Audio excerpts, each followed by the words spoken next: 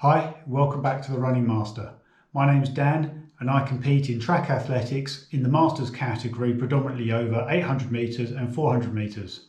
This is the second episode of how to get the most out of your Garmin Fenix6. So I've got two great features for you today, so let's get into it. If I press up in the top left hand button, this is the main menu, this brings you up the quick menu.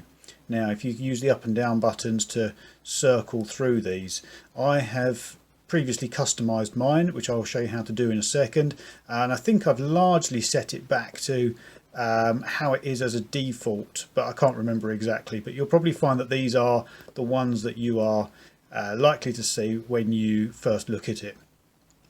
So I'll show you how to, I'll come back to this screen in a second because you can add more to this and take them away as well. But if I now press the middle button and go into add controls, you've now got a whole bunch of things that you can now go and add in. Now I'm just going to go through and add a whole bunch of them. So if you just press the action key and then you just keep adding them. So there we go, I'm adding that, I'm adding it. Lots of things added here, timers, altimeter, barometer, there's a flashlight. I'm going to skip over broadcast heart rate, sunrise and sunset, there's an airplane mode and assistance as well. I will add broadcast heart rate as well, just for the hell of it.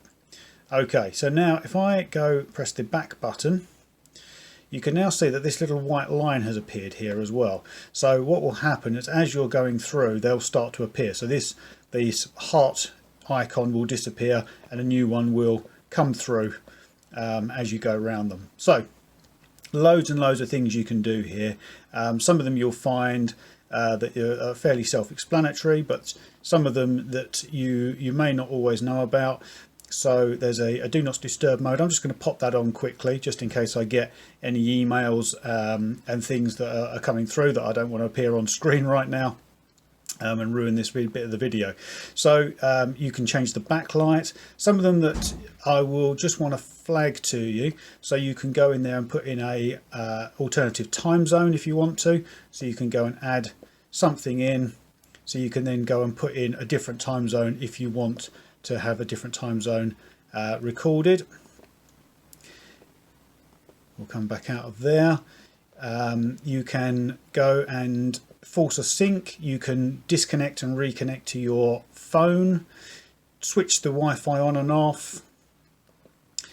Stopwatch, that's really useful because quite often if you're at an event like a cross country or an athletics event and you want to record a previous race or a future race, but you don't actually want to go into your run settings to set it up, you can then just go into the stopwatch and it gives you a very, very simple start stop. Really, you can press lap as well. It doesn't give you any more than that. What is slightly annoying is you can see now it's gone into seconds. If you're doing a particular kind of race, you might actually want to know the points of a second as well, and it only pops up actually when you press the stop button. You can reset that, come back out. Timers also useful if you want to time something like a football match. If you're maybe a referee or a football manager, you can do a countdown for 45 minutes if you want to. Altimeter, I don't live in a particularly hilly area, so that's very, very unexciting.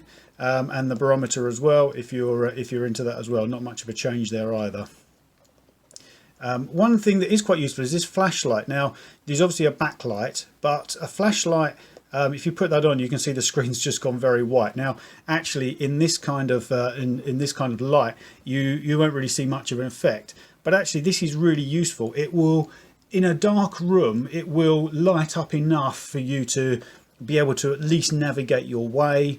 Or maybe if you are looking for something in a bag in darkness, you'll be able to use it for that as well. It's not massively bright, you know, it's not going to light up the way in front of you, but it will certainly add a little bit of light so that you can at least see what you're doing if you're in pitch black. So lots and lots of things useful. Someone I know has asked a question about airplane modes, and you can put your watch into airplane mode as well if you need to. assistance. I'm not going to press the button, but this will trigger your emergency contacts. So if you're out and you need assistance because you've fallen, hurt yourself, you can call for assistance using that as well. The only one that you can not remove is this power off button. That's obviously a basic feature, but you can remove pretty much every other action on here as you see fit. So I'm going to go back and remove those. If you want to remove them, you can just go back in here. You can reorder your controls and you can also remove them as well. So I'm just going to go through here and take out ones that I don't want. So I don't particularly want to be able to save locations, for instance. I'm not too worried about alternative time zones, lock keys, synchronizing, my phone, Wi-Fi I generally leave on. So you can take them out as much as you need to just by pressing this button here as they come round. And once you're done, use the back button, use the back button again, and there you go, you've got your new setup. If you're starting out on Couch to 5K, or you're looking to do interval training such as fartleks or speed work, then you can use a very simple interval function that you can find in the Run app. So if we go into Run and then we just clear the suggested workout, if we press up to get to options, and then we've got some intervals that we can go and put in. So we can go and edit this workout. You can see at the moment it's set to 3 lots of 6 minutes of run followed by 2 minutes of rest.